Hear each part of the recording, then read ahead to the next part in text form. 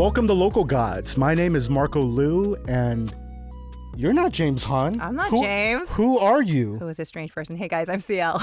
CL. CL is our guest host while we are not in Los Angeles, the home of the two-time World Series champion Los Angeles Dodgers. Represent. We are not in LA, the Pacific capital of the world, but we are in the heart of Asia, Asian Wakanda, as I like to say to CL and her husband, with our special guest, special guest, Miss Ko. What's up? What's up, everyone? Rapper, pioneer. Tell us, dude, how did you, a Queens girl, end up in Taipei, Taiwan, of all places? So my parents are Taiwanese, and it's just more like when I was younger, I never really understood the culture. It was always like I grew up just knowing it. And when I got older, like after college, I was like, okay, maybe I should learn this language. And it's just like right after college is your time to explore. So I came to Taiwan and I learned Chinese for a semester at Sida, which is National Taiwan normal university. Nothing normal about it. But yeah. I'm just kidding. But yeah, so I went there to study for like a semester, and then I just realized like there's so much to learn here, and then I ended up staying longer, and I found my footing in music. I got discovered off YouTube, and somehow just ended up. I kept doing it. Yeah. Even till now. That's so crazy because you were essentially on the same type of identity journey that a lot of Asian American kids are on, where like a lot of people, they never really thought about their ethnicity or their like what that means until college. And so like, you know, Asian college groups become such a big thing for Asian American kids. So like what about like wanting to come back to Taiwan? Because I think back in that day, a lot of people were going to China. And I know your parents are from there, but it's like, what's creating this pull to Taiwan specific? You know what it was specifically? It was something that happened. I was cleaning my apartment at the time because I was moving from my parents' house into my own place. Oh, okay. And then when I was cleaning, I found this red envelope from my R.O.C. Your second aunt. My second aunt, yes. Sorry about that. No, my okay. second aunt. And on top of it, it said, to me, for Zhongshan. I think she wrote something like to 让你梦想实现, like for your dreams to come true. And then she wrote it all in Chinese. I was like, I can't read this. Oh, wow. And then in that moment, I was just like, oh, this red envelope is kind of like an awakening. And so I was like, how come I don't know Chinese and I don't really know about the red envelope culture, really? I just know you get them. But then it was like, okay, my mom was telling me how my aunt is in Taiwan. And so I was like, oh, let me go visit her. And the hero's journey begins. Yes. It was just finding that one envelope. It's usually that one thing you don't even think about. Like, I haven't thought about that in a long time, but thanks for reminding me. Yeah, very, very Mulan, where it's just like, oh, this moment. Yeah. Yeah. So you're from Queens, New York. Where in Queens? I grew up in Forest Hills. Forest Hills. No idea where that is. Yeah. Tell us about Forest Hills. Forest Hills is very Jewish. It probably isn't that Jewish now anymore, but I grew up with like, just like my neighbor was Shmulik. His name was Shmulik. Yo, sometimes like at like 2 a.m., his mom would like knock on my window and be like, hi, can you light this candle for me? What? I'd be like, what's going on? So they were like Hasidic, like Orthodox. Wow. Got you. Okay. And so like I grew up in that type of environment, but my neighbors were all diverse. So I feel like I got a really good sense of people and just like different cultures. And so I really appreciated Shmulik. Like even his parents, like they don't use electricity. And he'd be like, I have to go home before sundown. I'm like, why?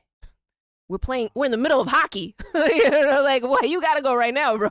Wow. Yeah. Wow. So that's actually an answer I totally didn't expect because like when you think about Queens, especially from an Asian context, you're thinking Lucy Liu. You're thinking Nora Lum, Nora from Queens, Aquafina, right? Yeah. You're even thinking about Jin. Yeah. And now I think from a Korean pop perspective, you're thinking about Jessie.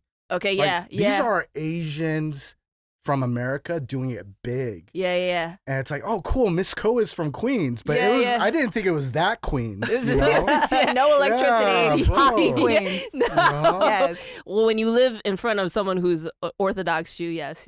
That's so specific. Yeah. Wow. It's like a fond memory I have of my neighbor. Yeah. Yeah, for sure.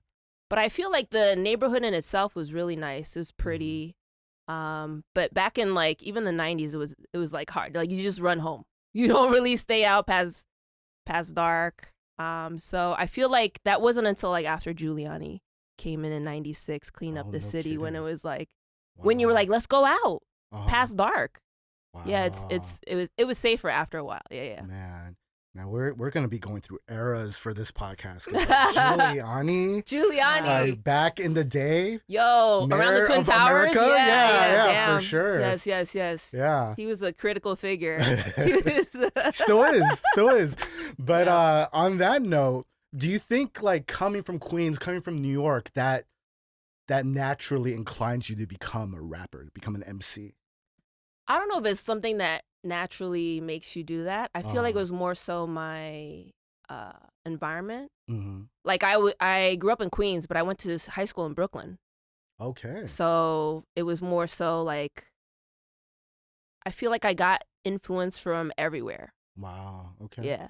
And then like the people I hung out with in school, like they inspired me to like go on like a good path instead of like from my neighborhood, it was more like, okay, I hung out with all the bad kids. Mm-hmm. So I easily could have went the wrong way. Yeah. But because I went to that high school and it was like a specialized high school, so all my friends there were just like really into doing well. Mm. And you're just like, damn, I can't be the only one not doing well. Yeah. For sure. So it kind of brought me out of that mentality and really turn my life around. You come from Forest Hills, Queens. Yes. And then you come over to Taipei and you're a student here. Yes. I know there's an interest in music, but how did you become the Teresa Teng of rap? I remember even hearing you say that a few times in different songs, like "世的邓丽君," right? 姚世界, yeah. 姚世界the邓丽君, and it's like, wow, that's a big statement. You don't expect any type of Asian, whether you're Taiwanese, Korean, whatever, to be so like rambunctious and bold about that. To make a claim like that. I didn't even think of it as like a bold claim. It's just like my dad only knows Denli Jun. Like that's all. He's not into music at all. But he's just like Denli Jun this, Denli Jun that. I'm like, oh, okay. Like if I can become raps Denli Jun, then someone like him would know who I am. Wow. Okay. And it wasn't even like what kind of legacy does she hold, like nothing. Like it was just like, what rhymes with Den Li Jun? Wow, I mean, you're giving so many unexpected answers. Because I'm throwing you for a loop. You're throwing me for a loop because straight up, I would say as a kid that grew up in the 90s and 2000s, I would say you are the Taiwanese Lauryn Hill. Oh, really? Okay, wow. That's really an honor. That's really, whoa. I don't know if Lauryn Hill would agree, but No. You're more consistent than Lauryn Hill, from what I understand. Because I expect that. I show up on time. You show up. You show up to your actual shows. Yeah. All respect to the great Lauryn Hill. Yeah. But like I don't know. CL and I were talking about this before. Neither of us really know that many other Chinese, maybe some Korean female rappers, but like. But Chinese MCs, that's a relatively new thing. Like there's Vava and then like a few others, but like it's just like they're just kind of out there, and you really have to know Chinese rap to know. Yeah, I see. You know what I mean? Yeah. But for a while, like you were the one. I was. I feel like I came in at a time where it wasn't really that. Maybe like a critical point where hip hop kind of took a turn, and like people started really focusing in, because at the time when I first like came out with the album, it wasn't too many people listening to hip hop, not like it is now. And then I won the Golden Melody at the time. That was the kind Taiwanese Grammys. I had no idea what that even meant. I was just like, oh shit, I got nominated for an award. You were just there for like, can I curse on this? Yeah. Oh no, please, okay. Please be real. I was just like, oh shit, I got nominated for. Okay, cool. Let me show up, and like I had such a blast. Wow. I didn't even think I would win. And then my my dude, my good friend Khalil, he was my favorite artist at the time. He presented the award to me. Wow. Oh, wow. And so that was like one of those moments where that moment, him presenting it to me was more important than the award. Like I didn't even think about the award at the time. Yeah. But Okay. it was just, wow. Thinking back on it now, I'm like, it's still one of those moments where you're like, this is my dude. Yeah, dude. So like that segue, like it brings up something I definitely want to talk about. Yeah. I guess we should just jump into it. Yeah. Because Khalil Fong, and this podcast, it goes out definitely beyond Asia and beyond the States. It's like definitely a podcast that is trying to reach the world. Yeah. Right. So Khalil Fong, Fang Datong. Fang right? Datong, Fang yes. Datong is, I would say, is besides Jay Chou probably the most important Chinese language musician in the last 20 years. I would agree with that. Yeah. I think he And- really brought the soul, Yeah. the funk, the For R&B. sure. He really put life into like the industry. Yeah. And I think besides that, like I'm obviously a huge fan. Like I feel like Khalil's, not only just his performance and his ability to like fuse R&B and especially that neo soul sound, the Chinese, him to be able to do that, plus to do it in Chinese, Yeah. like if there's a reason to learn Chinese, I would say it's Khalil Fong, because Yeah. he writes in a way where even from my like college educated Chinese, I'm like, whoa, this dude is like a professor, Yeah. but yeah. he's so cool at the same time, and he's Yeah. doing it in a way that completely changed my understanding of the Chinese language. Yeah. I think because he comes from like the musicianship first, Sure. and then what he wants to say is almost secondary, Mhm. but he's so good at communicating what he wants to say at the same time. He's like a perfectionist too. Yeah. So I do think like his songs, you will get not only the musicianship, but the lyricism too. Mhm. Yeah. For sure. And, unfortunately, we're saying this with Khalil just passing Yeah, earlier yeah. this year, right? Yes. And I didn't realize that he presented you that Best New Artist award. He So did. there's this expression in Chinese called 缘分, right? It's Yeah. like destined fate. Absolutely. Yeah. I do So, feel like me and yeah. him were for sure like yuan fen. We found each other even through like not even that stage, but like we ended up working together and almost like being like teammates in a sense, for his album afterwards. Yeah, and I really got to know him on a closer level. He became like my mentor and Wow. just exchanging ideas and Wow. like him sending me demos and like me sending him like some rap ideas, him sending me, he raps too. Yeah, Yeah. for sure. Wow. So he'll send me like his raps. Yeah. And I'll be like, okay. leave that to me, homie. No. This is my He's great. He's thing. great. He wanted to do a rap album too. I was like, Oh, okay. wow. Okay. I think because he has the musicianship, he could do Oh. anything. Okay. You know what I mean? Yeah. Yeah. I mean, this kind of gets into like White Album conspiracy stuff, but I remember like listening to his last full length album, Mm-hmm. and to me as a fan, it was like very cryptic. Oh. It was almost as if he knew. I'm just curious, like, do you have a read on that or a perspective on that? I'm sure he understood his condition. Mm-hmm. Whether it would have gotten better or not, Mm-hmm. I think he wanted to keep that to himself. Mm-hmm. So to me, the outside world, I think he presented as everything's gonna be okay. I know that he was undergoing a new treatment too, during the time of his passing. Mm-hmm. And it just to me feels like maybe the treatment went wrong. So maybe there was like high hopes too. And you have to stay optimistic in those situations. Yeah. But the reality is you never know. Yeah. Like even me doing this album, I have a new album coming out. Hey. But the album in itself is like, this might be my last album. You don't know. Tomorrow's not promised. Yeah. Mm-hmm. I have all these friends who passed away like early Sure. too. And you're kind of like, all right, I'm blessed for each day that I'm here. So let me do them as much as I can while I'm here. Yeah. So I think that's probably the mentality when you're going through something that you don't know what the outcome might be. I mean, I have to riff off of this because like he was such a huge, I think, impact on such a generation of Chinese speaking kids around the world. Like it felt like a send off album because There was a song. yeah. There was a song that he wrote about. I can't remember the Chinese name, but he wrote about love in a sense of like he's like I've studied this all my life and I still can't understand it, but it's miraculous. Mm-hmm. And it was just like, whoa, this is so deep. Yeah. And then the last song on the album, I think it's literally called "The End," and the song ends abruptly. He had all these ideas for everything, and everything makes sense if you understand him. Bro, this is like MF Doom stuff. If you're familiar with it, yeah, it's like, what? Like, You know what's funny about you saying like he was studying like love or like when you look back at his songs, you know, after he passed away, this was end of February. Wow, and I flew back to New York the day that I found out that he passed. And so I was in New York at the time, but 2 weeks after, it was March 18th, he came to me in a dream. Wow. And in the dream is crazy. So in the dream, I'm like at some airport. And his assistant comes to me. He's like, oh, Kay wants to see you. I call him Kay. Kay wants to see you. Do you want to see him? I'm like, yeah. And so I open up like our WhatsApp message, and he's already sent me like a photo. And the photo's like, hey, do you want this? And I'm like, what is that? And he's like, I'll show you when you get here. Just don't take a plane here because there's been a crash recently at the China-Vietnam border.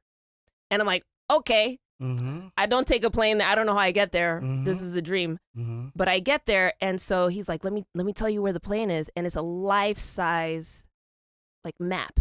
Okay. And we're walking through like the terrain. And he's like, look down there in those trees, that's where that plane is. And I'm like, how do you have this? And in the dream, he's like, oh, I've been studying the world lately. And in the dream, I was like, that makes sense. That's him. He just does a lot of studying, observation, and he translates that into like his music. Wow. And then from the dream, we end up like talking about, I end up like sitting down with him. I see his mom, Fong Mama, and I give his mom a hug. And then she's like, oh, you're so strong. And I'm like, oh, shoot, I think I hugged her too hard. And then I'm like, oh, I'm taking you like real by real because I have this like recorded down in my memory. Yeah. And literally I'm like, oh, I'm craving tuna. All of a sudden, in a dream, all of a sudden craving tuna. And so he's like, yeah, let's go to the cafeteria. And then I'm like, oh, no. I know Kay, every time he sees fish, he's like, So I'm like, no, you don't have to go. And he's like, it's okay. Like, I'll go with you. And I was like, all right. So we sit down in the cafeteria, probably like face to face like this. And then we're just like chit-chatting, like now. And we end up talking about like how he's doing, and I was like, how are you doing? And he's like, oh, not so well. And I could see his nostrils like stuck to his nose like this. And I'm like, I can tell. He's like, it's hard to breathe. And I'm like, okay, yeah. It makes sense. And then towards the end, I asked him one question. I was like, do you regret not having any offspring? Because he didn't have kids. And then he's like, his response was, no, not really. My music is my offspring. Wow. And then I was like, I never thought of it that way. But damn, yeah. I guess you have like 10 kids, my dude. And then I woke up and I was like, damn, I'm working on my 4th kid. And so, and then after that dream, I finished writing one of the songs on my new album. It's called 毕业. And it's just like a tribute to the people who have passed. They're still like this. Be it like graduate? I graduated, yeah. But like they're still in the sky, like as stars, and like they're still inspiring us in different ways. Wow. And just I'm thankful to be here today. Wow. That's basically what that song is about. But I'm saying his influence isn't just musically. Like if you knew him, I don't know how many other people he went to go visit, dream-wise, but I think he really like gave me a little hint, a spark of inspiration for that one. Wow. I don't know about you, CL, but I feel like when dreams like that happen and you can remember it so clearly, it's not just some phantasm of the mind. You've just made it up on your own. Yeah. That's crazy. My goodness. Yeah. But please, tell us more about your 4th child. Like, what is this album? Yeah. People have been waiting. Oh, man. My 4th child. So this album has basically been like, I wanted to write something to the future me because my previous album, my 3rd album, was 9 years ago. And after that released, it did really well. It was very successful. It took off. But the success became too overwhelming for me, and I didn't manage my stress well. And because I was so stressed, I ended up getting sick. So I lost the ability to like hear music. Basically, like how I feel music now, it wasn't apparent at the time. And like to even taste food, like food tasted like nothing to me. Oh, wow. And so I knew something was wrong, and I took a hiatus. I took a break initially. And then it took about 2 years to recover from that, to get like the feeling of like the food, like tasting food again. But it was after that, then COVID happened, and then I decided like maybe this is not for me anymore. But I came back I think 2024 because they asked me to do something for the Golden Melody. It was like my 10th year. It was like hip hop's 50th also. Oh shit. So it was like a tribute. Wow. And I was like, oh shoot, I haven't performed in like 5 years, but all right, let me go overcome my trauma, and really just like go for it. Which I ended up doing. And then from there I was like, man, I have so much that I still want to say, but I don't know if I can do it again. I don't know if I want to risk getting back to that point where, you can't taste things again. Because when you're in that, you don't know. You don't know when you're going to come out of it. Yeah. And it sucks because you have to work through a lot of things like, okay, I can no longer do what I used to do. I can no longer feel things that I used to do or used to feel. And that's your new norm. And you have to like really talk to yourself and be okay with it. And so those conversations that I had with myself at the time, these are the conversations that I've translated into this album. And it's kind of like this album is to remind me if it ever happens again, like I got you. So it's this new album is written to the future me in case anything ever happens again. It'll remind me that I was able to get out of it. And then I'm still here. Wow. So there are songs like Got to Believe. There's songs that I wrote to like Khalil, a tribute to him. Like that's called Biye. And there's just a lot of inspirational stuff on there that I feel like it's my own Bible and like book of affirmations. Wow. That's amazing. Yeah. I mean, I can see it in your eyes. Like you're lit up talking about it. Yeah. And this is my first time talking about it. I'm like, oh yeah. Oh shoot, what an honor. Yeah, Yeah. No, this is literally like mochi. Another reason why I'm glad James isn't here is because I feel like it's a different vibe when it's two women talking about these things too. Because I think emotionally guys and girls function differently. Yeah, so I'm kind of curious, like as you're politely listening as our co-host. No, I mean, one of the things I was certainly wondering is like, I mean, I think for artists and creatives of any kind, COVID is it happened for obviously the entire world, but for artists, like, how was COVID for you? As broad as that sounds, right? Like, what was going on for you during COVID? Like, from an artist perspective, was it a time for you to truly just relax and turn off, or? Oh, COVID was scary initially because I was in New York when it all happened. No. Yeah, it was like the Mecca, the epicenter. And it was difficult because every 5 minutes I'd hear ambulances outside and I'm like, I'm not going out there. Yeah. So my dog that I used to walk like 3 times a day, we didn't go out for like 2 months.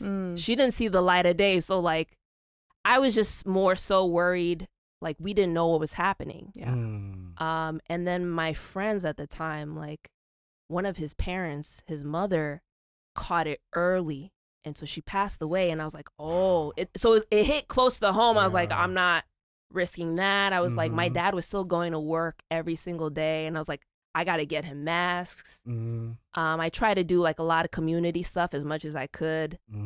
Just like delivering meals where it was possible, you know what I mean? Within safety limits. But basically like I'm still here and I feel like that is a blessing in itself too. But at the time it's hard to navigate. And it's only in hindsight that you're like, damn, that was tough. That was a tough time. For sure. I think you moved here too, no? Yes. And then your entire life shifted. It indeed did shift. Yeah. Yes. I mean, I mean, yes, the story for me is I thought it was only going to be here for a year, and now it's year 4. Yeah. That's how it happens in Taiwan, though. Apparently. I thought I was going to be here for like a semester, and I was here for like 8 years, and now I'm back again. Damn. Oh wait, but I was curious. You were saying like you didn't really know Chinese, but then you were here. You figured there was much more to learn, right? And so you stayed. But like, what was it that you felt like you had to learn more? Was it really just a language that was pulling you in? Like, I love that picture of like the red envelopes that you were telling us about that you didn't know how to read, and it's such a heart pull. But I mean, like, was it language that you felt like you had to learn more, or was there more to that? No, so if I have to think about it and put a name to it, I feel like the Chinese language itself, there's so much beauty in it. I don't know if the people who speak it natively can empathize with it, but even the characters are beautiful to me. Yes. So me going into, like, when I first came here, nothing looked like, I couldn't read shit. But I would go into my neighborhood mian dian, and I'd be like, 这是什么? And then she'd be like, da da da da da, and I'm like, 来一个. And then slowly over time, you keep ordering, and it's like, 点个干意面.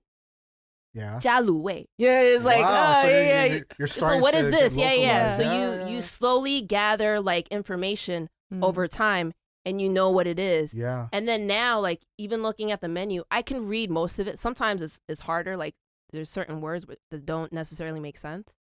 But just seeing things over and over, it embeds itself into your memory. So what I really wanted to pick up was the ability to read Chinese naturally, like to look at the word and be like, I know what that says. Yeah.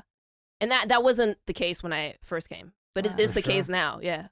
Dude, I mean, it's not my story to tell, but every time I come back to Taiwan to visit, I'm shocked at how fluent CL has gotten. Yes. Yeah. I am not fluent. She's up her game. Y'all, I'm not fluent. She can speak Taiwanese now. Like, Mark is everyone's biggest hype man. He goodness. is everyone's biggest encourager. I am not fluent, y'all. Don't even test me. Like, every day is 不好意思. That's like, that's every day is 不好意思. It really is. 结果. That's for all Taiwanese people. It's always like, excuse me, pardon me, right? Oh my gosh. I mean, I feel like if you know the basics, you can really work off of that. Yeah. Yeah. For sure. From there, it's just like, Ika. That's me. Just one of it. these. Yeah. And you just point, you know, like, this one, how much? Yeah. How much is it? Literally a picture of me every single day here. Thank you. It's okay. That's the beginning. That's the true. beginning. Yeah. I wanted to jump back real quick. We're jumping around a little bit here, but you were just talking about the struggles that you face, and you were talking about, like, when you first put out your last album 9 years ago, that the fame or whatever it was, like, all of it was too much, right? Yeah, what were some of those challenges, or what were some of those hurdles, that you really came against? I think a lot of it comes from me specifically, because I'm a perfectionist. So everything that I'm doing, like from the music to the music videos to the album design, it's like it goes through my filter. And I have to be like, oh no, shift this, shift. And it's very time consuming. And at the time I was managing too much of these things. And so when I have to manage a lot, it gets like very stressful. So even after the album was done, it's like they want the next album. Yeah.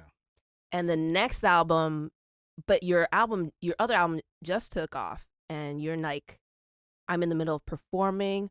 We're thinking about touring. We're going in and out of cities, different time zones. I'm shooting commercials. I'm shooting like press conferences. There's performances here and there. And where do you have time to sleep?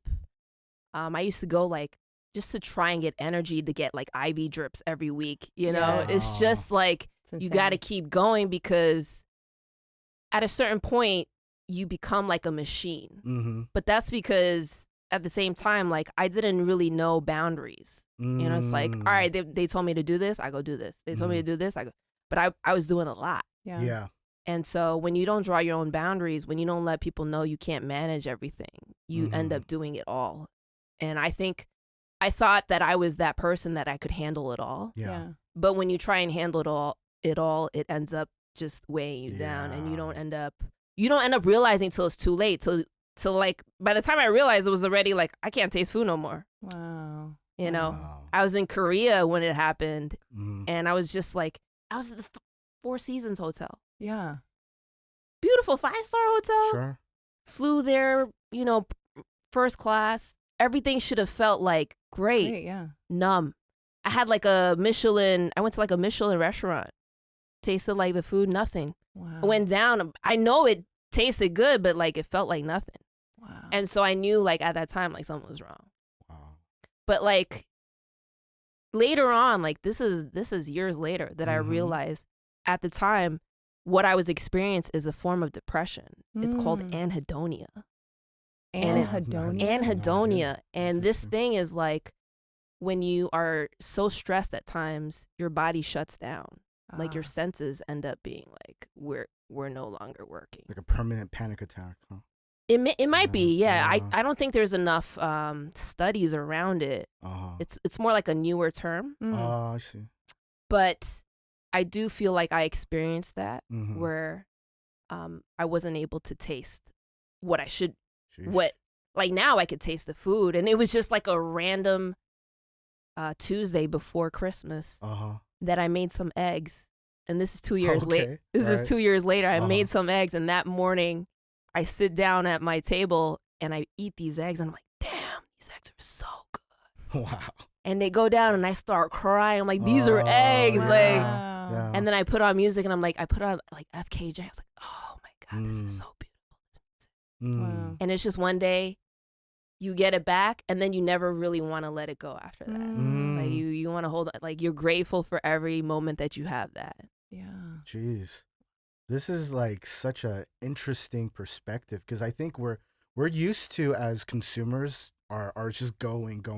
Yeah. But it's interesting to see people that we've grown up hearing, and we think we know their journeys, and then they have their own challenge, their own moment, and they come through on the other end. Yeah. Like I don't know how much you keep track with like music from the States, but like everyone's been talking about the Clips album this past year. Oh yeah. Clips is I know, no, Clips is great. Yeah. These OGs where it's like what was the name of the album? Like God Saw Him Out, right? Yes. Where that perspective of like assertiveness, and that's what I hear from your story, where it's like not only are you like owning your health, but you're becoming more of who you are. And so like the idea of doing an album where you're kind of reminding a future self, like just like keep on going. Yeah. It seems very meaningful.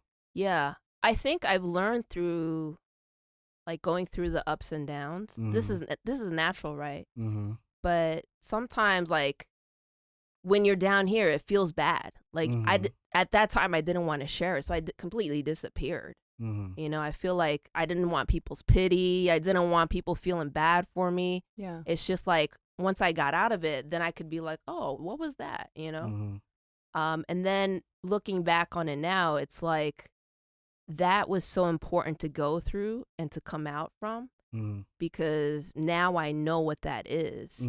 And it's important to honor it, to kind of give it room too, and not to shut it out, be like, that was just like a difficult part of my life. Yeah. But it was something that was critical in getting me to where I am now, where I see things so much clearer because I've been through that, been in those ditches, and like I dug myself out, and like there was tough times where you had to really like talk to yourself a certain way to get out. And then it's through those conversations that you really take care of your inner self. Yeah.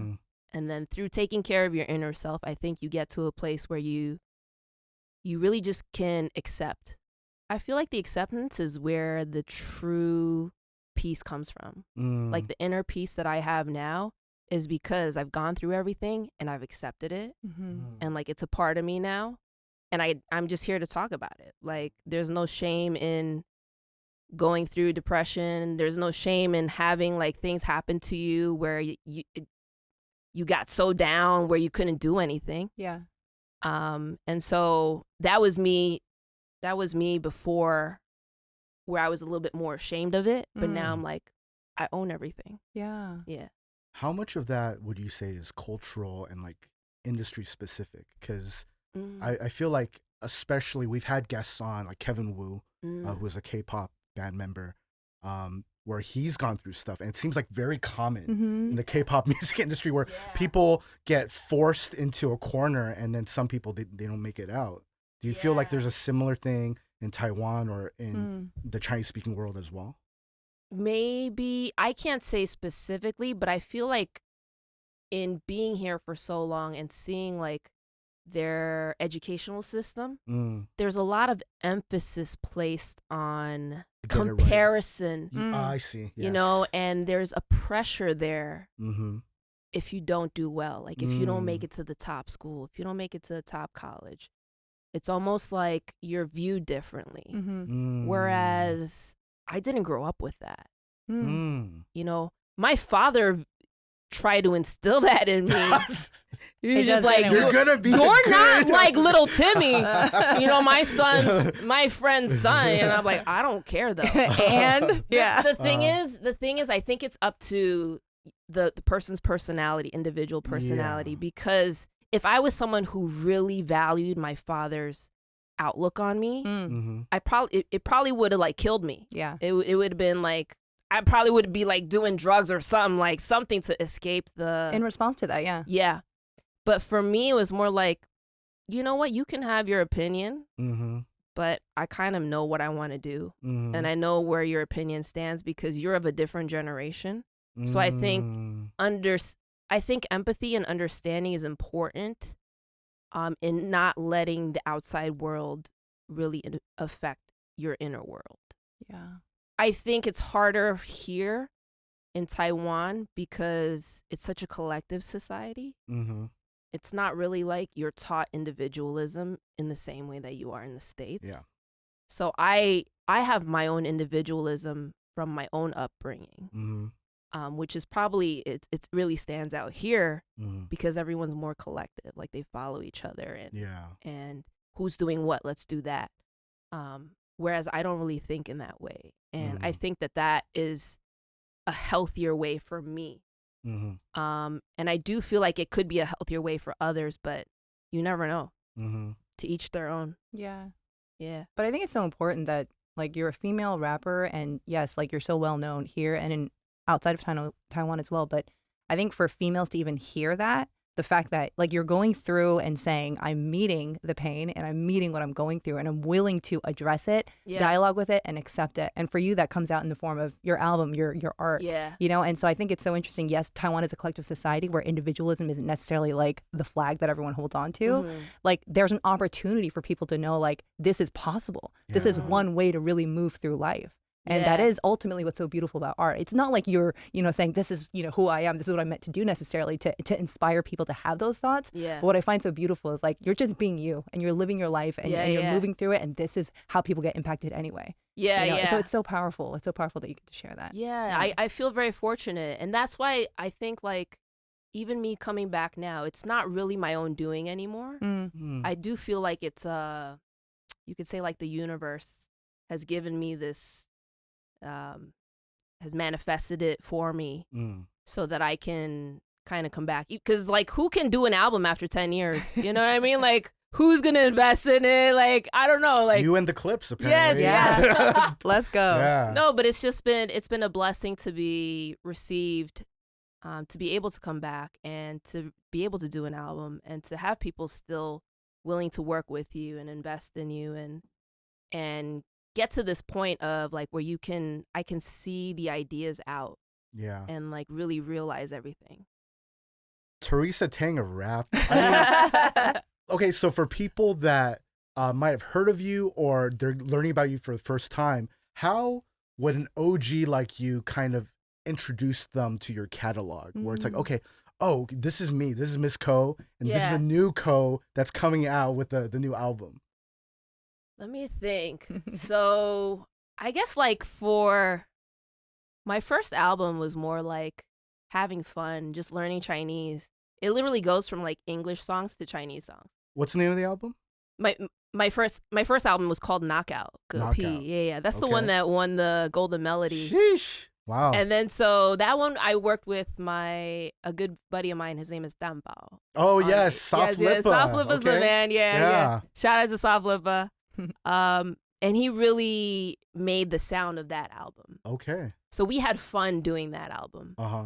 And the second album was more like, I had won this award and we really wanted to prove that I could be a different me. So, and I've always been about like not being boxed in. Okay. So the second album was just like not being boxed in, but it's more vague. So I don't feel like that one really, like I can listen back to it now, but like it wasn't really me at the time, like what I could have done. Like that wasn't the best potential. Okay.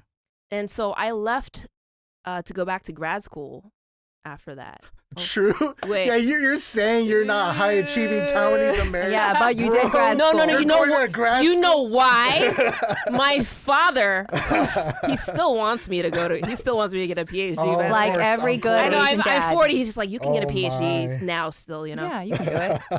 So I was like, you know what? I already did 2 albums. Let me see and try and go back. So I went back to New York and it ended up being like, okay, I left it for the time being, and then the third album, I was just like, no, I got something to prove. Yeah. Because people were just like, oh, you can't do it again, this and that. There was a lot of like noise there's a lot of noise when you leave, or like when you're no in in something. Yeah. People feel like that's the time that they can talk shit about you. Yeah. But that's not the case. Mm.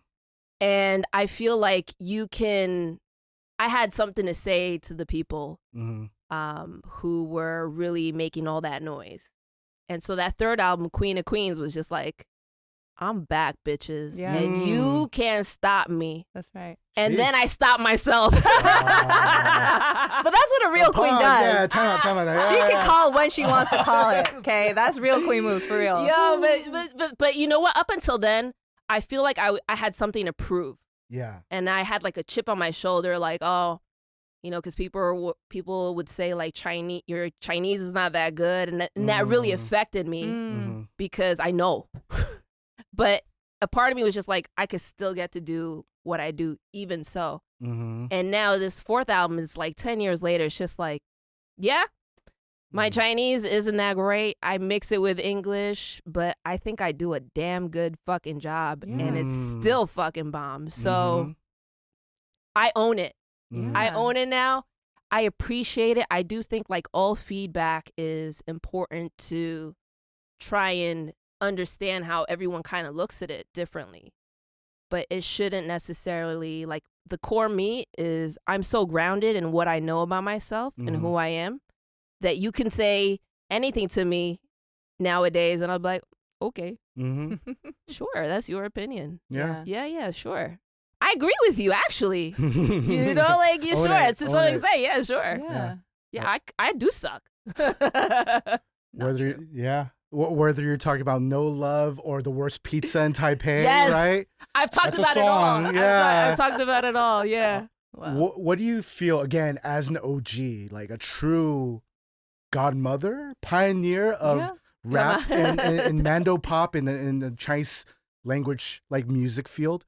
What do you think about just like the global explosion of like, whether it's K-pop or you see it 88 Rising, like most Americans, they have no idea where Indonesia is. But really? Now, oh, damn. Oh, dude, come on. America in 2025? Okay, yes. Okay. I forgot. You're talking about America. Yeah. America. So, yes. But now, like, there's at least a basic awareness, like, oh, there's Rich Brian, there's Nicki. I see. There's all that going on, and it feels like, you know, people are finally starting to realize beyond just like your Chinese American kid trying to find themselves, and they're listening to Jay Chou or David Tao. They're coming to like see that there's a wealth, like a true like treasure of knowledge and culture in Asia. Like, what do you think of all that? I think it's great, actually, because our access to information has changed from before, where we used to, the labels used to feed you the music. Yeah. And now you get access to the artists directly. So yeah, you would know about an artist from Malaysia. And yeah, you would know about an artist from Cambodia way more than you used to be able, like before. It used to be like, okay, Whitney Houston.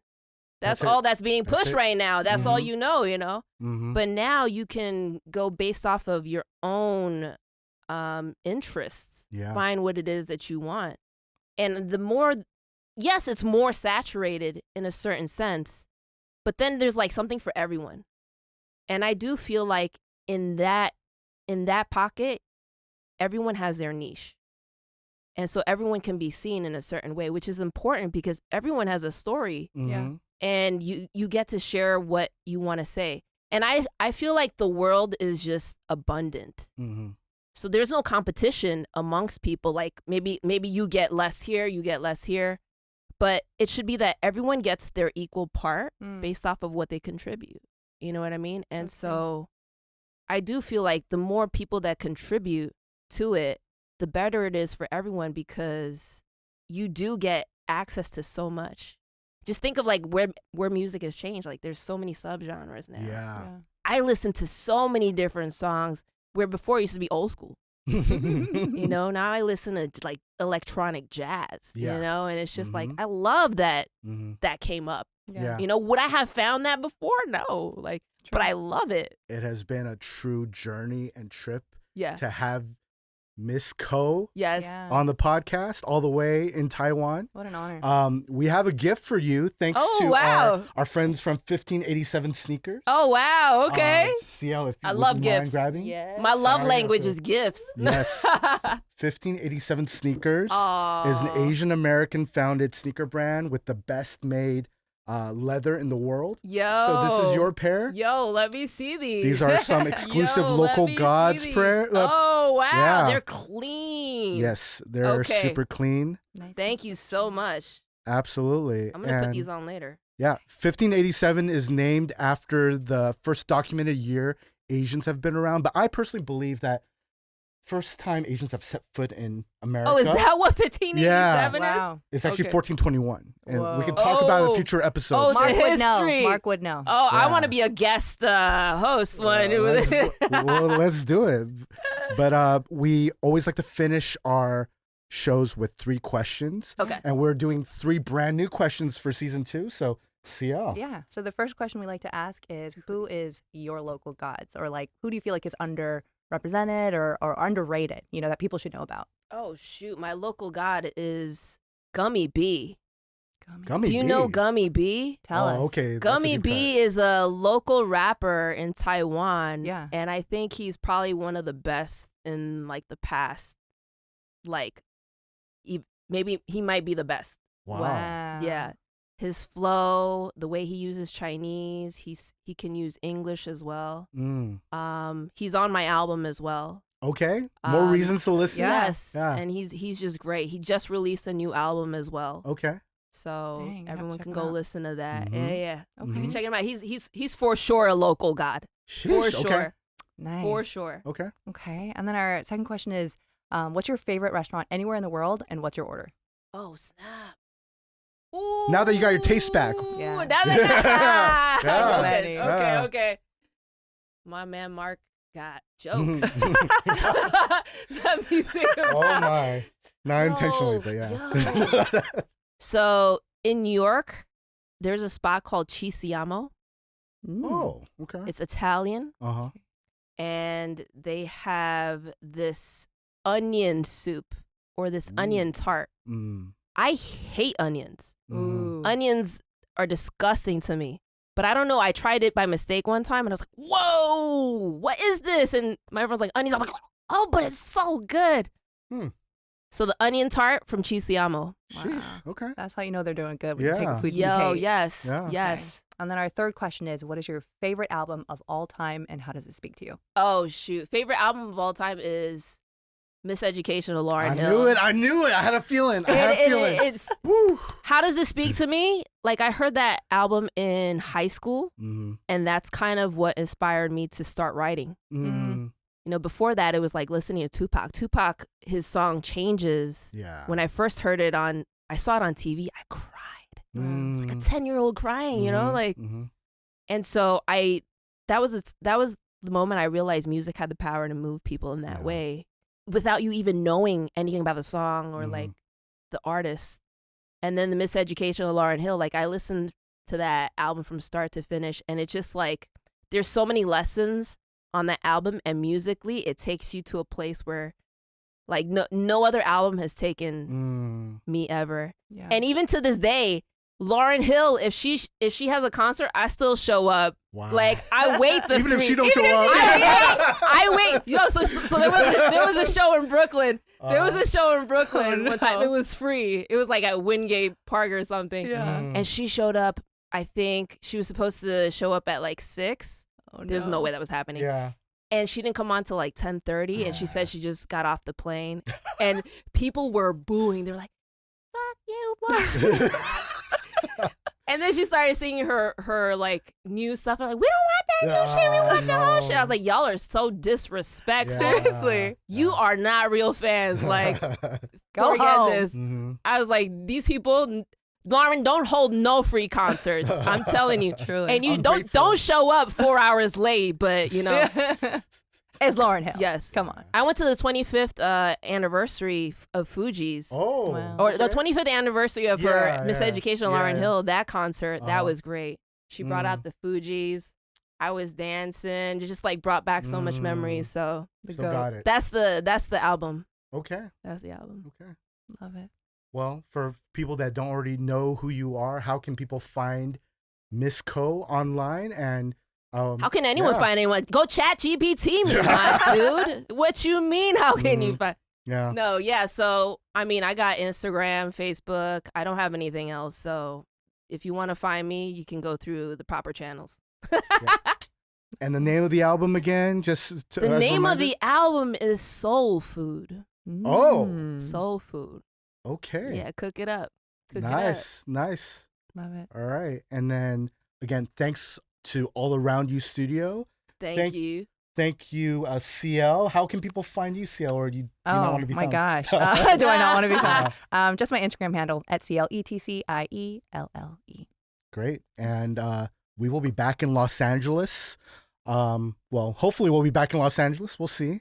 Strange world in 2026. Sure. But you can find us at Local Gods with a Z. Follow us, like us, subscribe to our podcast on Apple Podcasts and Spotify. And we'll see you soon. Peace. Peace. Bye.